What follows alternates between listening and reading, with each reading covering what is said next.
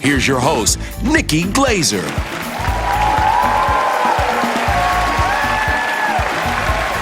her podcast the day after the Golden Globes, Nikki revealed that she got a last-minute boost from Dwayne Johnson backstage before she walked out there to deliver her monologue. Before the show, he was presenting, so he was on the other side of the stage. He walked across the stage to come say hi to me and say good luck and say, like, you're going to kill this and give me, like, just the sweetest. Yeah, so since Dwayne and Oli Carvalho were the first award presenters, they watched Nikki's monologue on a monitor backstage, and they watched Nikki kill it. And Nikki's final joke was a perfect segue into Dwayne. The point of making art is to start a tequila brand so popular that you never have to make art again. Happy holidays, everybody, and welcome, oh, that's a good sound, to my Mana holiday house. Get this, that perfect segue was unplanned and unexpected.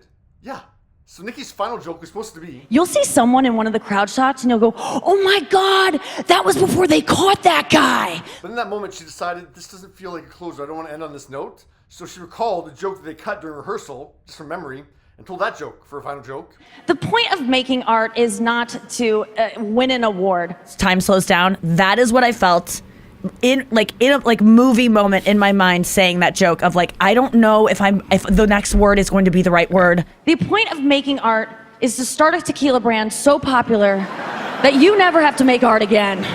And it sounds like the Moana 2 pair weren't originally supposed to be the first presenters. The schedule got changed around the day of. From Moana 2, Oli Carvalho, and I hope I'm saying this right, The Rock.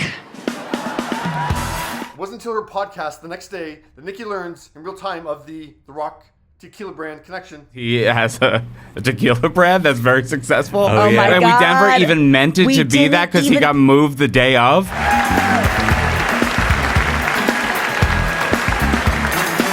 He either said you or dude, and then you're funny, and a high five. I mean, that's the kind of immediate feedback you want. As you're just exiting the stage for finishing your monologue, you get that kind of feedback from Hollywood's biggest stars? Score. You made this so fun and easy. I had the time of my life. And then after which he did not need to do, came by after everyone was in the room. We were all kind of celebrating. It was probably like 10 minutes after the end of the show, and he came back. Yeah, so while everyone else was clearing out of the Beverly Hilton, Dwayne headed in the other direction to the writer's room to not just congratulate Nikki, but the entire team. He came back like he was the president of Hollywood. Let's make him. Tells you that for 3 hours, you held the world in your hands. Yes. When you do what you did up there, you can hold the world.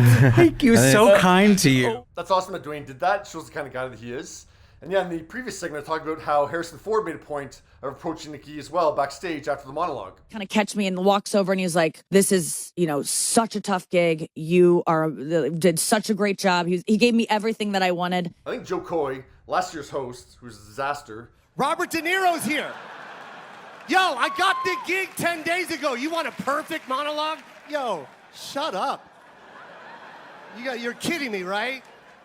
Made Harrison and others realize what he said, what a hard job it is, and how badly it can go, and how you should encourage someone who's good at this. I think they probably got a little spoiled with that 7-year stretch that was either Ricky Gervais or Amy Poehler and Tina Fey, and then they each came back for like an encore in 2020 and 2021. I'm Nikki Glaser, and I am absolutely thrilled to be your host tonight. Thank you. Yeah, so they're probably like, that was fun, so let's encourage this girl so she, sticks around for a couple of years. Yeah, do you want to see Nikki have that kind of stretch of a Ricky Gervais or Tina and Amy? Yeah, so Ricky did it 5 times, and Tina and Amy did it 4. It sounds like for sure she's going to be back for second, because the show's executive producer, Glenn Weiss, told Variety, we absolutely had a great experience with her, and think that she would be great at this in the long term. Thoughts? And I cannot believe Angelina Jolie had to listen to my song about popes. Thank you. Good night.